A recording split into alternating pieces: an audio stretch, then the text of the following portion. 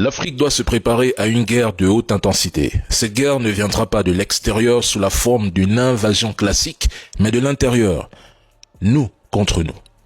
Elle sera amplifiée, financée, armée et orchestrée par des puissances extérieures qui agissent par procuration. C'est triste. Mais il ne s'agit plus de conquête directe, mais de conflits internes et régionaux savamment entretenus, où les Africains s'entretuent pendant que les parrains extérieurs récoltent les bénéfices. En réalité, l'Afrique est déjà engagée dans une guerre fragmentée, permanente et asymétrique, une guerre sans déclaration officielle, une guerre invisible, continue, sans front clairement défini. Faites le constat, mesdames et messieurs. Au lieu d'un grand conflit central, on observe en Afrique des rébellions locales, des groupes armés non étatiques, des conflits communautaires ou ethniques, du terreau-terreau. Vous me direz que chaque foyer semble isolé, ok, mais l'ensemble forme un même système de déstabilisation.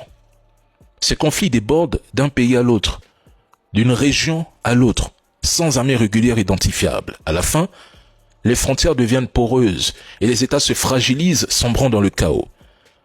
Les puissances occidentales cherchent à empêcher l'Afrique de devenir autonome, de contrôler ses flux et, surtout, d'émerger comme un bloc uni. Il faut donc que l'instabilité ne s'arrête jamais. Pour l'Occident, ça, c'est une question de survie stratégique. C'est une question existentielle.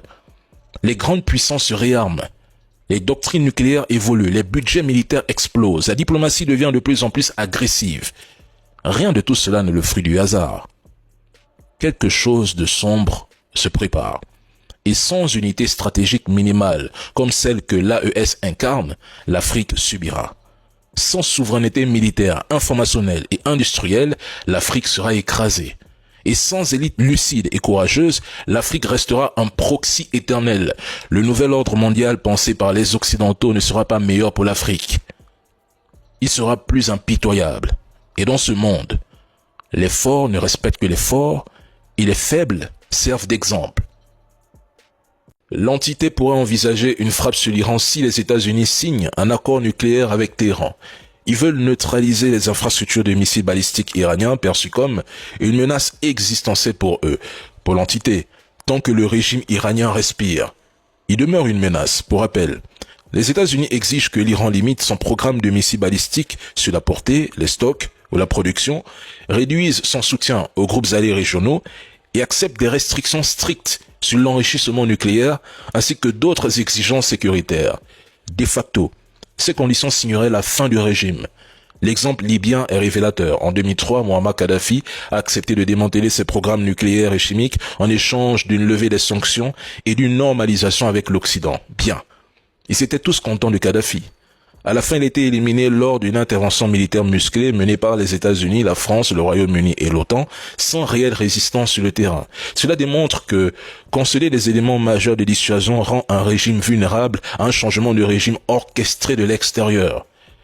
L'Iran sait parfaitement que céder aux exigences de Donald Trump affaiblirait dramatiquement ses capacités de survie stratégique.